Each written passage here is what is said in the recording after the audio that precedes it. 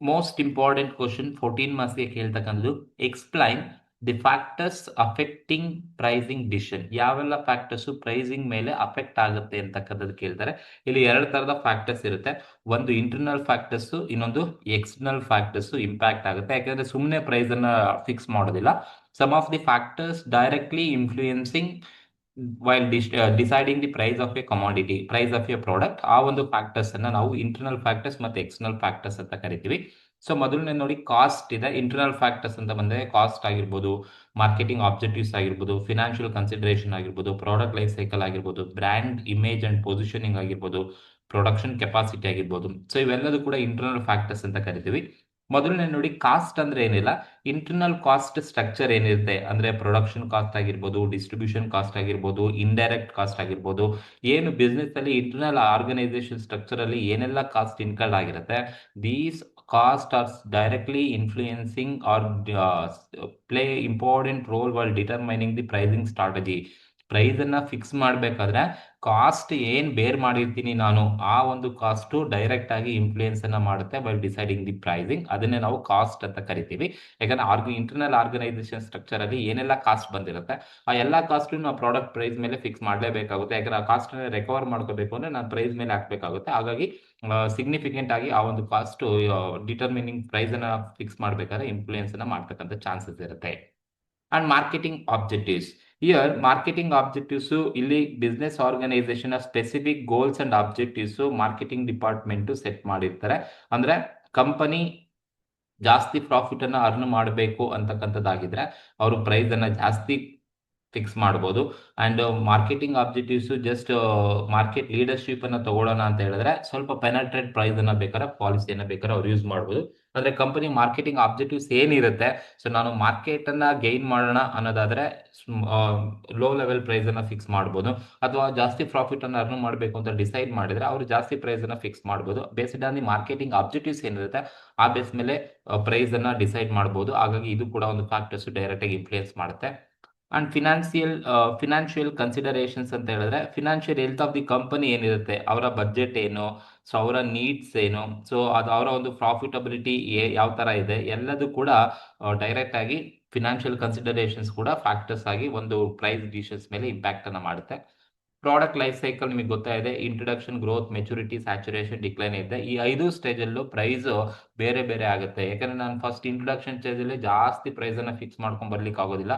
Introductions ಅಲ್ಲಿ ಕಡಿಮೆ price fix ಮಾಡ್ತೀನಿ, ಗ್ರೋತ್ ಅಲ್ಲಿ ಸ್ವಲ್ಪ ಜಾಸ್ತಿ ಮಾಡ್ತೀನಿ, ಮೆಚುರಿಟಿ ಇದ್ದಾಗ ಜಾಸ್ತಿ ಮಾಡ್ತೀನಿ, ಸ್ಯಾಚುರೇಷನ್ ಇದ್ದಾಗ ಕಡಿಮೆ ಮಾಡ್ತೀನಿ, ಡಿಕ್ಲೈನಿಗೆ ಬಂದಾಗ ತೀರಾ ಕಡಿಮೆ ಮಾಡ್ತೀನಿ. ಹಾಗಾಗಿ ಈ ಒಂದು ಪ್ರಾಡಕ್ಟ್ ಲೈಫ್ ಸೈಕಲ್ ಕೂಡ ಒಂದು ಇಂಪಾರ್ಟೆಂಟ್ ರೋಲ್ ಅನ್ನ ಪ್ಲೇ ಮಾಡುತ್ತೆ while deciding the price of the commodity. And brand image and positioning ಅಂತ ಏನಿದೆ, so brand image position is also one of the important factors directly influencing the price of the commodity. ನಂದು branded products ಏನಿದಾವೆ, ಆ ಒಂದು product ಬ್ರ್ಯಾಂಡ್ಸ್ಗೆ ಆ value ಇರ್ತಕ್ಕಂಥ, worth ಇರ್ತಕ್ಕಂಥ ವ್ಯಾಲ್ಯೂನೇ ನಾವು ಫಿಕ್ಸ್ ಮಾಡಬೇಕಾಗುತ್ತೆ. ಹಾಗಾಗಿ ಬ್ರ್ಯಾಂಡ್ ಏನಿದೆ ಆ brand is also impact on the deciding the pricing policy. Price ಅನ್ನ ಡಿಸೈಡ್ ಮಾಡ್ಬೇಕಾದ್ರೆ ಅದು ಕೂಡ ಒಂದು ಇಂಪಾರ್ಟೆಂಟ್ ಫ್ಯಾಕ್ಟರ್ ಆಗುತ್ತೆ. ಅಂಡ್ ಪ್ರೊಡಕ್ಷನ್ ಕೆಪಾಸಿಟಿ ಇದೆ. Production capacity facilitates can impact on the cost and subsequently pricing ಮೇಲೆ ಇಂಪ್ಯಾಕ್ಟ್ ಮಾಡ್ತಾ ಹೋಗುತ್ತೆ. ಅಂದ್ರೆ ಪ್ರೊಡಕ್ಷನ್ ಕೆಪಾಸಿಟಿ ಅಂದ್ರೆ ಯಾವ ತರ ಅಂತ ಹೇಳಿದ್ರೆ, ನೀವು ಮಾಸ್ ಪ್ರೊಡಕ್ಷನ್ಸ್ ಅನ್ನ ಮಾಡಿದ್ರೆ ನಿಮಗೆ ಕಡಿಮೆ ಕಾಸ್ಟ್ ಬರುತ್ತೆ. ಪ್ರೊಡಕ್ಷನ್ಸ್ ಅನ್ನ ನೀವು ಮಾಸ್ ಪ್ರೊಡಕ್ಷನ್ ಮಾಡಲಿಲ್ಲ ಅಂದ್ರೆ ಒಂದೊಂದು ಕಡಿಮೆ ಪ್ರೊಡಕ್ಷನ್ಸ್ ಅನ್ನ ಮಾಡಿದ್ರೆ ಜಾಸ್ತಿ ಕಾಸ್ಟ್ ಇನ್ಕರ್ಡ್ ಆಗುತ್ತೆ. ಹಾಗಾಗಿ ಸೊ ಮಾಸ್ ಪ್ರೊಡಕ್ಷನ್ ಮಾಡಿದ್ರೆ ಲೆಸ್ ಕಾಸ್ಟ್ ಪರ್ ಯೂನಿಟ್ ಬರುತ್ತೆ. ಸೊ ನೀವು ಕಡಿಮೆ ಪ್ರೊಡಕ್ಷನ್ಸ್ ಅನ್ನ ಮಾಡಿದ್ರೆ ಮೋರ್ ಕಾಸ್ಟ್ ಪರ್ ಯೂನಿಟ್ ಸಿಗ್ತಾ ಹೋಗುತ್ತೆ. ಅದು ಒಂದು ಇಂಟರ್ನಲ್ ಫ್ಯಾಕ್ಟರ್ ಡೈರೆಕ್ಟ್ ಆಗಿ ಪ್ರೈಸಿಂಗ್ ಮೇಲೆ ಇಂಪ್ಯಾಕ್ಟ್ ಅನ್ನ ಮಾಡ್ತಕ್ಕಂಥದ್ದು. ಹಾಗಾಗಿ ಇವೆಲ್ಲ ಇಂಟರ್ನಲ್ ಫ್ಯಾಕ್ಟರ್ಸ್, ಕಾಸ್ಟ್ ಆಗಿರ್ಬೋದು, ಮಾರ್ಕೆಟಿಂಗ್ ಆಬ್ಜೆಕ್ಟಿವ್ಸ್ ಆಗಿರ್ಬೋದು, ಫಿನಾನ್ಷಿಯಲ್ ಕನ್ಸಿಡರೇಷನ್ಸ್ ಆಗಿರ್ಬೋದು, ಪ್ರಾಡಕ್ಟ್ ಲೈಫ್ ಸೈಕಲ್ ಆಗಿರ್ಬೋದು, ಬ್ರ್ಯಾಂಡ್ ಇಮೇಜ್ ಆಗಿರ್ಬೋದು, ಪ್ರೊಡಕ್ಷನ್ ಕೆಪಾಸಿಟಿ ಪ್ರೈಸಿಂಗ್ ಮೇಲೆ ಇಂಪ್ಯಾಕ್ಟ್ ಮಾಡ್ತಕ್ಕಂಥದ್ದು. And some of the external factors ಅಂತ ಹೇಳಿದ್ರೆ, ಒಂದು ಮಾರ್ಕೆಟಿಂಗ್ ಡಿಮ್ಯಾಂಡ್ ಇದೆ. ಸೊ ನೀವು ಮಾರ್ಕೆಟಿಂಗ್ ಡಿಮ್ಯಾಂಡ್ ಅಂತ ಬಂದಾಗ ಮಾರ್ಕೆಟ್ ಅಲ್ಲಿ ಡಿಮ್ಯಾಂಡ್ ಜಾಸ್ತಿ ಇದೆ ಅಂತ ಹೇಳಿದ್ರೆ ಜಾಸ್ತಿ ಪ್ರೈಸ್ ಫಿಕ್ಸ್ ಮಾಡ್ಬೋದು. ಮಾರ್ಕೆಟ್ ಅಲ್ಲಿ ಡಿಮ್ಯಾಂಡೇ ಇಲ್ಲ ಅಂತ ಹೇಳಿದ್ರೆ ಕಡಿಮೆ ಪ್ರೈಸ್ ಅನ್ನ ಫಿಕ್ಸ್ ಮಾಡ್ಬೋದು. ಹಾಗಾಗಿ ಅದು ಎಕ್ಸ್ಟರ್ನಲ್ ಫ್ಯಾಕ್ಟರ್ಸ್ ಅಂತ ಕರಿತೀವಿ. ಕಾಂಪಿಟೇಟರ್ ಪ್ರೈಸಿಂಗ್ ಇದೆ ನೆಕ್ಸ್ಟ್ ಒನ್. ಸೊ ಅಂದ್ರೆ pricing strategies of competitors directly influencing the business pricing decisions. So competitors ಪ್ರೈಸ್ಗೆ ನಾವು ನೋಡಿಕೊಂಡು ನಾವು ಪ್ರೈಸ್ ಅನ್ನ ಡಿಸೈಡ್ ಮಾಡ್ತಕ್ಕಂಥದ್ದು, ಅದಕ್ಕಾಗಿ ಡೈರೆಕ್ಟ್ ಆಗಿ ಇಂಪ್ಯಾಕ್ಟ್ ಅನ್ನ ಮಾಡ್ತಾ ಹೋಗುತ್ತೆ. And economic condition is also one of the factors influencing pricing like interest rate ಆಗಿರ್ಬೋದು, ಇನ್ಫ್ಲೇಷನ್ ರೇಟ್ ಆಗಿರ್ಬೋದು, ಅಥವಾ purchasing power of the customers ಆಗಿರ್ಬೋದು, ಇವೆಲ್ಲ ಫ್ಯಾಕ್ಟರ್ಸು ಪ್ರೈಸನ್ನು ಡಿಸೈಡ್ ಮಾಡಬೇಕಾದ್ರೆ ಇಂಪ್ಯಾಕ್ಟ್ ಮಾಡ್ತಕ್ಕಂಥ ಫ್ಯಾಕ್ಟರ್ಸು.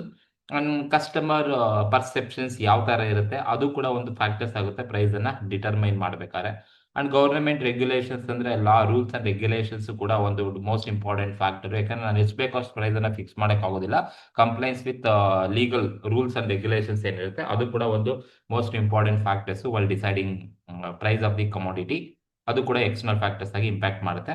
ಅಂಡ್ ಮಾರ್ಕೆಟ್ ಕಂಡೀಷನ್ಸ್ ಕೂಡ, ಅಂದ್ರೆ market condition overall conditions in the market like supply and demand ಆಗಿರ್ಬೋದು. ಸೊ ಇವೆರಡು ಸಪ್ಲೈ ಅಂಡ್ ಡಿಮ್ಯಾಂಡ್ ಯಾವ ತರ ಇರುತ್ತೆ, so influencing the pricing strategies ಮೇಲೆ ಡೈರೆಕ್ಟ್ ಆಗಿ ಸಪ್ಲೈ ಅಂಡ್ ಡಿಮ್ಯಾಂಡ್ ಕೂಡ ಇಂಪ್ಯಾಕ್ಟ್ ಅನ್ನ ಮಾಡ್ತಕ್ಕಂಥದ್ದು. And distribution channel is also one of the most important factors affecting on the deciding the price of the commodity ಮೇಲೆ impact ಮಾಡ್ತಾ ಹೋಗುತ್ತೆ. And technological advancement ಏನಿದೆ, change in technology and updated technology, it leads to be more cost ಜಾಸ್ತಿ ಮಾಡೋದಾಗಿರ್ಬೋದು, ಕಮ್ಮಿ ಮಾಡೋದಾಗಿರ್ಬೋದು, technology ಮೇಲೂ ಕೂಡ ಇಂಪ್ಯಾಕ್ಟ್ ಆಗಿರುತ್ತೆ. ಅದು ಕೂಡ ಒಂದು ಫ್ಯಾಕ್ಟರ್ಸ್ ಡಿಸೈಡ್ ಮಾಡ್ತಕ್ಕಂಥದ್ದು. And seasonal and promotional factors ಅಂದ್ರೆ ಸ್ಪೆಷಲ್ ಪ್ರಮೋಷನ್ಸ್ ಅನ್ನ ಕೊಡ್ತೀರಾ, ಡಿಸ್ಕೌಂಟ್ ಕೊಡ್ತೀರಾ. Seasonal pricing also can influencing the pricing strategy just like holiday sales. ಈಗ ಹಾಲಿಡೇ ಸೇಲ್ಸ್ ಅಲ್ಲಿ ನೀವು ಮಾಡ್ತಾ ಇದ್ದೀರಾ ಅಂತ ಹೇಳಿದ್ರೆ, ಅಥವಾ ಸೀಸನ್ ಈಗ ಫೆಸ್ಟಿವಲ್ ಸೀಸನ್ ಅಲ್ಲಿ ಮಾಡ್ತಾ ಇದ್ದೀರಾ ಅಂದ್ರೆ ಆವಾಗ ಒಂದು ಪ್ರೈಸ್ ಅನ್ನ ಡಿಸೈಡ್ ಮಾಡಬೇಕಾದ್ರೆ ಅದು ಕೂಡ ಒಂದು ಫ್ಯಾಕ್ಟರ್ಸ್ ಆಗುತ್ತೆ. ಸೊ ಇವೆಲ್ಲ ಕೂಡ ಎಕ್ಸ್ಟರ್ನಲ್ ಫ್ಯಾಕ್ಟರ್ಸ್ ಮತ್ತೆ ಇಂಟರ್ನಲ್ ಫ್ಯಾಕ್ಟರ್ಸ್ ಪ್ರೈಸ್ ಅನ್ನ ಡಿಸೈಡ್ ಮಾಡೋದ್ರ ಮೇಲೆ ಇಂಪ್ಯಾಕ್ಟ್ ಅನ್ನ ಮಾಡ್ತಕ್ಕಂಥದ್ದು. ಸೊ ಇದು ಒಂದು ಎಕ್ಸ್ಪೆಕ್ಟೆಡ್ ಕ್ವಶನ್ 14 ಮಾರ್ಕ್ಸ್ಗೆ ನಿಮಗೆ ಕೇಳ್ತಕ್ಕಂಥ ಚಾನ್ಸಸ್ ಇರುತ್ತೆ. ಅಂಡ್ ನೆಕ್ಸ್ಟ್ ಕ್ವಶನ್ ಬಂದು explain the methods are types of pricing ಅಂತ ಕೇಳ್ತಾರೆ ನಿಮಗೆ. Explain the methods are types of pricing ಅಂತ. ಸೊ ಒಂದು ಫಸ್ಟ್ ಒನ್ ಬಂದು competitive pricing, value based pricing, dynamic pricing, psychological pricing, bundle pricing ಅಂತ ಇರ್ತಕ್ಕಂಥದ್ದು methods of pricing. ನೋಡಿ ಅದರಲ್ಲಿ ಫಸ್ಟ್ ಒನ್ ಕಾಂಪಿಟೇಟಿವ್ ಪ್ರೈಸಿಂಗ್ ಅಲ್ಲಿ ಎರಡು ತರ ಇದೆ. ಒಂದು ಮಾರ್ಕೆಟ್ ಬೇಸ್ಡ್ ಪ್ರೈಸಿಂಗ್ ಇದೆ, ಇನ್ನೊಂದು ಗೋಯಿಂಗ್ ರೇಟ್ ಪ್ರೈಸಿಂಗ್ ಇದೆ. ಸೊ ಮಾರ್ಕೆಟ್ ಬೇಸ್ಡ್ ಪ್ರೈಸಿಂಗ್ ಅಂತ ಹೇಳಿದ್ರೆ ಈ ಒಂದು ಮೆಥಡ್ ಅಲ್ಲಿ ಏನ್ ಇನ್ವಾಲ್ವ್ ಆಗಿರುತ್ತಪ್ಪ ಅಂದ್ರೆ setting prices based on the usual price in the market business. Market ಅಲ್ಲಿ ಏನು ಪ್ರೈಸ್ ಇರುತ್ತೆ ಆ ಪ್ರೈಸಸ್ ಅನ್ನ ಫಿಕ್ಸ್ ಮಾಡ್ತಕ್ಕಂಥದ್ದು. ಮಾನಿಟರಿಂಗ್ ಕಾಂಪಿಟೇಟರ್ಸ್ ಪ್ರೈಸ್ ಏನಿರುತ್ತೆ ಅವರ ಒಂದು ಪ್ರೈಸಸ್ ಸಿಮಿಲರ್ ಆಗಿದೆಯಾ, ಹೈಯರ್ ಇದೆಯಾ, ಲೋಯರ್ ಇದೆಯಾ, ಎಲ್ಲದನ್ನ ನೋಡ್ಕೊಂಡು ಮಾರ್ಕೆಟ್ ಬೇಸ್ ಅನ್ನ ಅಬ್ಸರ್ವ್ ಮಾಡಿ ಅಲ್ಲಿ ಪ್ರೈಸ್ ಅನ್ನ ಫಿಕ್ಸ್ ಮಾಡ್ತಕ್ಕಂಥದ್ದನ್ನ ಮಾರ್ಕೆಟ್ ಬೇಸ್ಡ್ ಪ್ರೈಸಿಂಗ್ ಅಂತ ಕರಿತೀವಿ. ಅಂಡ್ ಗೋಯಿಂಗ್ ರೇಟ್ ಪ್ರೈಸಿಂಗ್ ಅಂತ ಹೇಳಿದ್ರೆ ಈ ಒಂದು ಅಪ್ರೋಚಸ್ ಅಲ್ಲಿ ಕಂಪನಿ ಏನ್ ಮಾಡ್ತಾ ಹೋಗುತ್ತೆ, it is going to be set is price to match those competitors. ಅವರ ಒಂದು ಕಾಂಪಿಟೇಟರ್ಸ್ ನ ಮ್ಯಾಚ್ ಮಾಡ್ಲಿಕ್ಕೆ ಪ್ರೈಸ್ ಅನ್ನ ಫಿಕ್ಸ್ ಮಾಡ್ತಕ್ಕಂಥದ್ದು, ಅದು ಗೋಯಿಂಗ್ ರೇಟ್ ಪ್ರೈಸಿಂಗ್ ಅಂತ ಕರಿತೀವಿ. ದೆನ್ ವ್ಯಾಲ್ಯೂ ಬೇಸ್ಡ್ ಪ್ರೈಸಿಂಗ್ ಅಂತ ಬಂದಾಗ value based pricing that is perceived value pricing ಅಂತ ಕರಿತೀವಿ. ಅಂದ್ರೆ ಕಂಪನಿ ಯಾವಾಗ ಪ್ರೈಸ್ ಅನ್ನ ಫಿಕ್ಸ್ ಮಾಡ್ತಾ ಹೋಗುತ್ತೆ ಅಂದ್ರೆ ಕಸ್ಟಮರ್ಸ್ ಎಷ್ಟು ವ್ಯಾಲ್ಯೂ ಇದೆ ಅನ್ನೋದನ್ನ ಅವರು ಅಬ್ಸರ್ವ್ ಮಾಡ್ತಾರೋ ಆ ಬೇಸ್ ಮೇಲೆ ಪ್ರೈಸ್ ಅನ್ನ ಫಿಕ್ಸ್ ಮಾಡ್ತಕ್ಕಂಥದ್ದು ವ್ಯಾಲ್ಯೂ ಬೇಸ್ಡ್ ಪ್ರೈಸಿಂಗ್ ಅಂತ ಕರಿತೀವಿ. ಅಂಡ್ ಪ್ರೀಮಿಯಂ ಪ್ರೈಸಿಂಗ್ ಅಂತ ಹೇಳಿದ್ರೆ ಸೊ ಕಂಪನಿ ಏನ್ ಮಾಡುತ್ತೆ, ಸುಮ್ಮನೆ ಪರ್ಪಸ್ಫುಲಿ ಮೋರ್ ಚಾರ್ಜಸ್ ಅನ್ನ ಮಾಡ್ತಾ ಹೋಗುತ್ತೆ, ಮೋರ್ ಪ್ರೈಸ್ ಅನ್ನ ಫಿಕ್ಸ್ ಮಾಡ್ತಾ ಹೋಗುತ್ತೆ. ಯಾಕೆಂದ್ರೆ ಅವ್ರ ಮಾರ್ಕೆಟ್ ಅಲ್ಲಿ ನಮ್ದು ಲಕ್ಸುರಿಯಸ್ ಪ್ರಾಡಕ್ಟ್ಸ್ ಅಂತ ಗೊತ್ತಾಗ್ಲಿ ಅಂತ ಹೇಳ್ಬಿಟ್ಟು ಜಾಸ್ತಿ ಪ್ರೈಸ್ ಅನ್ನ ಫಿಕ್ಸ್ ಮಾಡ್ತಕ್ಕಂಥದ್ದು ಪ್ರೀಮಿಯಂ ಪ್ರೈಸಿಂಗ್ ಅಂತ ಕರಿತೀವಿ. ಅಂಡ್ ಡೈನಮಿಕ್ ಪ್ರೈಸಿಂಗ್ ಅಂತ ಹೇಳಿದ್ರೆ ಅಲ್ಲಿ ಪ್ರೈಸ್ ಸ್ಕಿಮ್ಮಿಂಗ್ ಇದೆ, ಇನ್ನೊಂದು ಪೆನೆಟ್ರೇಟ್ ಪ್ರೈಸಿಂಗ್ ಅಂತ ಹೇಳಿದ್ರೆ. ಪ್ರೈಸ್ ಸ್ಕಿಮ್ಮಿಂಗ್ ಅಂತ ಹೇಳಿದ್ರೆ ನೀವು ಒಂದು ಪ್ರಾಡಕ್ಟ್ ಅನ್ನ ಮಾರ್ಕೆಟಿಗೆ ತರಬೇಕಾದ್ರೇನೆ ಜಾಸ್ತಿ ಪ್ರೈಸ್ ಅನ್ನ ಫಿಕ್ಸ್ ಮಾಡಿ ತಗೊಂಡ್ಬರ್ತಾ ಹೋಗ್ತೀರಾ. ಸೊ ಹೋಗ್ತಾ ಹೋಗ್ತಾ ಏನಾಗುತ್ತೆ ಅದನ್ನ ಕಡಿಮೆ ಮಾಡ್ತಾ ಹೋಗ್ತಕ್ಕಂಥದ್ದು ಪ್ರೈಸ್ ಸ್ಕಿಮ್ಮಿಂಗ್ ಅಂತ ಕರಿತೀವಿ. ಅಂದ್ರೆ ಎಷ್ಟು ವರ್ಷ ನೀವು ಮಾರ್ಕೆಟ್ ಅಲ್ಲಿ ಇರ್ತೀರಾ ಅಷ್ಟು ವರ್ಷ ನೀವು ಪ್ರೈಸ್ ಅನ್ನ ಜಾಸ್ತಿ ಫಿಕ್ಸ್ ಮಾಡಿರ್ತೀರಾ, ನಿಮಗೆ ಈ ಪ್ರಾಫಿಟ್ ಕೂಡ ಜಾಸ್ತಿ ಅರ್ನ್ ಆಗುತ್ತೆ. ಅದು ಪ್ರೈಸ್ ಸ್ಕಿಮ್ಮಿಂಗ್ ಅಂತ ಕರಿತೀವಿ ಅಥವಾ ಸ್ಕಿಮ್ಮಿಂಗ್ ಪ್ರೈಸ್ ಅಂತ ಕರಿತೀವಿ. ಇನ್ನೊಂದು ಪೆನೆಟ್ರೇಟ್ ಪ್ರೈಸಿಂಗ್ ಅಂತ ಇದೆ. ಪೆನೆಟ್ರೇಟ್ ಪ್ರೈಸಿಂಗ್ ಏನ್ ಹೇಳುತ್ತೆ ಅಂತ ಹೇಳಿದ್ರೆ ನೀವು ಮಾರ್ಕೆಟಿಗೆ ಬರಬೇಕಾದ್ರೆ ಕಮಾಡಿಟಿ ಪ್ರೈಸ್ ಅನ್ನ ಕಡಿಮೆ ಪ್ರೈಸ್ ಅನ್ನ ಇಟ್ಟು ಬರ್ತೀರಾ, ಕಡಿಮೆ ಪ್ರೈಸ್ಗೆ ಮಾರ್ಕೆಟ್ಗೆ ತಗೊಂಡ್ಬರ್ತಾರೆ. ಹೋಗ್ತಾ ಹೋಗ್ತಾ ಹೋಗ್ತಾ ಏನ್ ಮಾಡ್ತಾರೆ, ಒಂದು ಪ್ರೈಸ್ ಅನ್ನ ಜಾಸ್ತಿ ಮಾಡ್ತಾ ಹೋಗ್ತಾರೆ. ಜಸ್ಟ್ ಲೈಕ್ ಜಿಯೋ ಬರ್ಬೇಕಾದ್ರೆ 0 ಇಂದ ಬಂತು, ಫ್ರೀ ಆಗಿ ಬಂತು, ಇವಾಗ ಅದನ್ನ ಪ್ರೈಸ್ ಮಾಡಿದ್ದಾರೆ, ಅದು ಪೆನೆಟ್ರೇಟ್ ಪ್ರೈಸಿಂಗ್ ಅಂತ ಕರಿತೀವಿ. ಮಾರ್ಕೆಟ್ ಅನ್ನ ಕ್ಯಾಪ್ಚರ್ ಮಾಡ್ಲಿಕ್ಕೆ ಯೂಸ್ ಮಾಡ್ತಕ್ಕಂಥ ಒಂದು ಟೆಕ್ನಿಕ್, ಅದು ಡೈನಮಿಕ್ ಪ್ರೈಸಿಂಗ್ ಅಲ್ಲಿ ಇರ್ತಕ್ಕಂಥದ್ದು. ಸೈಕಲಾಜಿಕಲ್ ಪ್ರೈಸಿಂಗ್ ಅಂತ ಬಂದ್ರೆ ಆಡ್ ಇವನ್ ಪ್ರೈಸಿಂಗ್ ಅಂತ ಕರಿತೀವಿ. ಜಸ್ಟ್ ಲೈಕ್ ಈಗ ಆಡ್ ಇವನ್ ಪ್ರೈಸಿಂಗ್ ಅಂತ ಹೇಳಿದ್ರೆ ಜಸ್ಟ್ ಪ್ರೈಸ್ ಅನ್ನ ಸೆಟ್ ಮಾಡ್ತಕ್ಕಂಥದ್ದು just below round round number like rupees 999 ಆಗಿರ್ಬೋದು, ರುಪೀಸ್ 99 ಆಗಿರ್ಬೋದು. Instead of round up 100 rupees ಮಾಡೋಕ್ಕಾಗಲ್ಲ, 400 ಇಲ್ಲ, ದಟ್ 399 299 ಅಂತ ಏನು ನೋಡ್ತೀರಾ ಅದು ಆಡ್ ಇವನ್ ಪ್ರೈಸಿಂಗ್ ಅಂತ ಕರಿತೀವಿ. ಸೈಕಲಾಜಿಕಲ್ ಪ್ರೈಸಿಂಗ್, ಅದು ಕಸ್ಟಮರ್ಸ್ನ ಅಟ್ರಾಕ್ಟ್ ಮಾಡಲಿಕ್ಕೆ ಯೂಸ್ ಮಾಡ್ತಕ್ಕಂಥ ಒಂದು ಮೆಥಡ್ ಆಫ್ ಪ್ರೈಸಿಂಗ್ ಅಂತ ಕರಿತೀವಿ. ಇನ್ನೊಂದು ಪ್ರೆಸ್ಟೀಜ್ ಪ್ರೈಸಿಂಗ್ ಅಂತ ಇರುತ್ತೆ. ಈ ಒಂದು ಪ್ರೆಸ್ಟೀಜ್ ಪ್ರೈಸಿಂಗ್ ಅಲ್ಲಿ setting price at level that suggest high quality or exclusive. ಅವರ್ಡ್ ಪ್ರೆಸ್ಟೀಜ್ ಪ್ರೈಸಿಂಗ್, ಎಕ್ಸ್ಕ್ಲೂಸಿವ್ ಪ್ರೈಸ್ ಅನ್ನ ಫಿಕ್ಸ್ ಮಾಡ್ತಕ್ಕಂಥದ್ದು ಪ್ರೆಸ್ಟೀಜ್ ಪ್ರೈಸಿಂಗ್ ಅಂತ ಕರಿತೀವಿ. ಅಂಡ್ ಪ್ರಾಡಕ್ಟ್ ಬಂಡಲ್ ಪ್ರೈಸಿಂಗ್ ಅಂತ ಹೇಳಿದ್ರೆ, so company packages several related products ಅನ್ನ ಟುಗೆದರ್ ಸೇಲ್ ಮಾಡಿದ್ರೆ ಪ್ರಾಡಕ್ಟ್ ಬಂಡಲ್ ಪ್ರೈಸಿಂಗ್ ಅನ್ನ ಫಿಕ್ಸ್ ಮಾಡ್ತಾ ಹೋಗುತ್ತೆ. ಸಿಂಗಲ್ ಯೂನಿಟ್ ಒನ್ ಪ್ರೈಸ್, ಐದಾರು ಕಮಾಡಿಟೀಸ್ ಅನ್ನ ಕೊಡ್ತಾರೆ ಒಂದೇ ಸಿಂಗಲ್ ಪ್ರೈಸ್ಗೆ. ಮಿಕ್ಸ್ಡ್ ಬಂಡಲ್ ಪ್ರೈಸಿಂಗ್ ಅಂತ ಹೇಳಿದ್ರೆ, so customers have an option two by 2 or more products together at A discount ಆಗಿ ತಗೋಬಹುದು. ಆ ತರದ ಒಂದು ಪ್ರೈಸ್ ಅನ್ನ ನೀವು ಮಿಕ್ಸ್ಡ್ ಬಂಡಲ್ ಪ್ರೈಸಿಂಗ್ ಅಂತ ಕರಿತೀವಿ. ಜಸ್ಟ್ ಲೈಕ್ ಈ ಕಾಂಬೋ ಪ್ಲಾನ್ ಅಂತ ಏನ್ ಕರಿತೀರಾ ಅದು ಮಿಕ್ಸ್ಡ್ ಬಂಡಲ್ ಪ್ರೈಸಿಂಗ್ ಅಂತ ಕರಿತೀವಿ. ಪ್ರಾಡಕ್ಟ್ ಬಂಡಲ್ ಅಂತ ಹೇಳಿದ್ರೆ ಒಂದು ಬಾಕ್ಸ್ ಅಲ್ಲೇ ಎಲ್ಲಾ ಪ್ರಾಡಕ್ಟ್ಸ್ ಅನ್ನ ಕಮಾಂಡಿಟೀಸ್ ಅನ್ನ ಕೊಡ್ತಾರೆ, 2 or more ಪ್ರಾಡಕ್ಟ್ಸ್ ಅನ್ನ ಅಟ್ ಸಿಂಗಲ್ ಪ್ರೈಸ್ ಗೆ ಕೊಡ್ತಕ್ಕಂಥದ್ದು ಅದು ಪ್ರಾಡಕ್ಟ್ ಬಂಡಲ್ ಪ್ರೈಸಿಂಗ್ ಅಂತ ಕರಿತೀವಿ. ಇದು ಪ್ರೈಸಿಂಗ್ ಬಗ್ಗೆ ಇರ್ತಕ್ಕಂಥದ್ದು. ಸೊ ಮಾಡಬಹುದು ಅಬ್ಜೆಕ್ಟಿವ್ಸ್ ಆಫ್ ಪ್ರೈಸಿಂಗ್ ಅಂತ ಏನೆಲ್ಲ ಇದೆ ಅಂತ ಹೇಳಿದ್ರೆ, ಮೊದಲನೇ ನೋಡಿ ಮೇಕ್ ಎ ಪ್ರಾಫಿಟ್ ಆಗಿರ್ಬೋದು, ಸ್ಟೇ ಇನ್ ಬಿಸ್ನೆಸ್ ಆಗಿರ್ಬೋದು, ಕೀಪ್ ಪ್ರೈಸಸ್ ಸ್ಟಡಿ ಆಗಿರ್ಬೋದು, ಶೋ ವ್ಯಾಲ್ಯೂ ಆಗಿರ್ಬೋದು, ಕಂಪೀಟ್ ವಿತ್ ಅದರ್ಸ್ ಆಗಿರ್ಬೋದು, reach financial goals, discourage competition, follow the rules, invest in the future. ಇವೆಲ್ಲ ಮೈನ್ ಆಬ್ಜೆಕ್ಟಿವ್ಸ್ ಆಗಿರ್ತವೆ. ನೋಡಿ, ಮೇಕಿಂಗ್ ಎ ಪ್ರಾಫಿಟ್ ಅಂತ ಹೇಳಿದ್ರೆ, so business set price for their goods and ಸರ್ವಿಸಸ್ಗೆ ಅಥವಾ ಪ್ರಾಡಕ್ಟ್ಗೆ ಏನಕ್ಕೆ ಪ್ರೈಸ್ ಅನ್ನ ಫಿಕ್ಸ್ ಮಾಡುತ್ತೆ ಅಂದ್ರೆ, because of to earn money more than they what they spend. ಅವರು ಏನು ಅಮೌಂಟ್ ಅನ್ನ ಸ್ಪೆಂಡ್ ಮಾಡಿರ್ತಾರೆ ಒಂದು ಪ್ರಾಡಕ್ಟ್ಗೆ, ಅದಕ್ಕಿಂತ ಜಾಸ್ತಿ ಪ್ರಾಫಿಟ್ ಅನ್ನ ಅರ್ನ್ ಮಾಡಬೇಕು. ಹಾಗಾಗಿ ಪ್ರೈಸ್ ಅನ್ನ ಫಿಕ್ಸ್ ಮಾಡ್ತಕ್ಕಂಥದ್ದು that is common objectives of every business. ಯಾವುದೇ ಬಿಸ್ನೆಸ್ ನ ಕಾಮನ್ ಆಬ್ಜೆಕ್ಟಿವ್ಸ್ ಏನಪ್ಪಾ ಅಂದ್ರೆ ಅರ್ನಿಂಗ್ ಪ್ರಾಫಿಟ್ ಅನ್ನ ಅರ್ನ್ ಮಾಡಬೇಕು, ಅದೇ ಮೇಕ್ ಎ ಪ್ರಾಫಿಟ್ ಅಂತ ಹಾಕಿರ್ತಕ್ಕಂಥದ್ದು.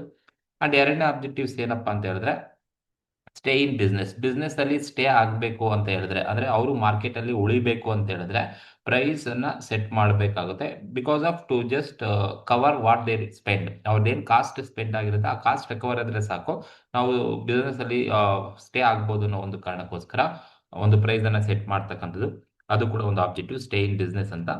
And keep price steady. ನೋಡಿ, ಯಾವಾಗಲೂ ಕೂಡ ಪ್ರೈಸ್ ಏನಾಗಿರ್ಬೇಕು, ಸ್ಟೇಬಲ್ ಆಗಿರಬೇಕು. Stable price always helps to build customer trust. Customer ಇಂದ ಟ್ರಸ್ಟ್ ಅನ್ನ ಗೈನ್ ಮಾಡಲಿಕ್ಕೆ ಅಥವಾ ಕನ್ಫ್ಯೂಷನ್ಸ್ ಅನ್ನ ಅವಾಯ್ಡ್ ಮಾಡಲಿಕ್ಕೆ ಸೊ ಅದು ಹೆಲ್ಪ್ಫುಲ್ ಆಗ್ತಾ ಹೋಗುತ್ತೆ. ಹಾಗಾಗಿ ಅದು ಕೂಡ ಒಂದು ಆಬ್ಜೆಕ್ಟಿವ್, ಕೀಪ್ ಪ್ರೈಸ್ ಸ್ಟಡಿ ಆಗಿ ಇಟ್ಕೋಬೇಕಾಗುತ್ತೆ.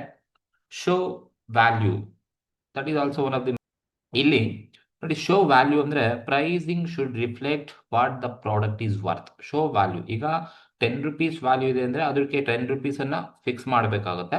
1000 rupees ವ್ಯಾಲ್ಯೂ ಬಾಳ್ತಕ್ಕಂಥದ್ದು ಅಂದ್ರೆ 1000 rupees ಫಿಕ್ಸ್ ಮಾಡಬೇಕಾದ್ರೆ ವರ್ತ್ ಆಫ್ ದಿ ಪ್ರಾಡಕ್ಟ್ ಯಾವ ತರ ವರ್ತ್ ಇರುತ್ತೆ ಆ ತರದ ಮೇಲೆ ಅವರು ಪ್ರೈಸ್ ಅನ್ನ ಫಿಕ್ಸ್ ಮಾಡಬೇಕಾಗುತ್ತೆ. ಹೆಂಗ್ ಬೇಕೋ ಹಂಗೆ ಪ್ರೈಸ್ ಅನ್ನ ಫಿಕ್ಸ್ ಮಾಡಿದ್ರೆ ಅವರು ಮಾರ್ಕೆಟ್ ಅಲ್ಲಿ ಜಾಸ್ತಿ ದಿನ ಉಳಿಲಿಕ್ಕೆ ಆಗೋದಿಲ್ಲ. ಹಾಗಾಗಿ ಶೋ ದಿ ವ್ಯಾಲ್ಯೂ ಅಂತ ಕರಿತೀವಿ. ಅಂದ್ರೆ pricing should reflect what the product is worth ಅಂತ ಕರಿತೀವಿ. And compete with others, competitors ಜೊತೆ ನಾವು ಕಾಂಪೀಟ್ ಮಾಡಬೇಕು ಅಂದ್ರೆ ಪ್ರೈಸ್ ಮೋಸ್ಟ್ ಇಂಪಾರ್ಟೆಂಟ್ ಆಗಿರುತ್ತೆ. ಹಾಗಾಗಿ ಪ್ರೈಸ್ ಅನ್ನ ಫಿಕ್ಸ್ ಮಾಡ್ತಕ್ಕಂಥದ್ದು. ಅಂಡ್ ರೀಚ್ ಫಿನಾನ್ಷಿಯಲ್ ಗೋಲ್ಸ್ ಅನ್ನ ರೀಚ್ ಮಾಡಬೇಕು ಅಂದ್ರೆ ಅವರು ಏನು ಪ್ರಾಫಿಟ್ ಅನ್ನ ಅರ್ನ್ ಮಾಡಬೇಕು ಅನ್ನೋದು ಅವರ ಫಿನಾನ್ಷಿಯಲ್ ಗೋಲ್ಸ್ ಆಗಿರುತ್ತೆ. ಹಾಗಾಗಿ ಪ್ರೈಸ್ ಅನ್ನ ಫಿಕ್ಸ್ ಮಾಡ್ತಕ್ಕಂಥದ್ದು. ಅಂಡ್ ಫಾಲೋ ದ ರೂಲ್ಸ್ ಅಂತ ಹೇಳಿದ್ರೆ, ಗವರ್ನಮೆಂಟ್ ಏನ್ ರೂಲ್ಸ್ ಅಂಡ್ ರೆಗ್ಯುಲೇಷನ್ಸ್ ಅನ್ನ ಪ್ರೊವೈಡ್ ಮಾಡಿರುತ್ತೆ while setting the price of a product, they need to be follow rules and regulations and legal complaints ಅನ್ನ ಫುಲ್ಫಿಲ್ ಮಾಡ್ಲಿಕ್ಕೋಸ್ಕರ ಪ್ರೈಸ್ ಅನ್ನ ಫಿಕ್ಸ್ ಮಾಡಬೇಕಾಗುತ್ತೆ.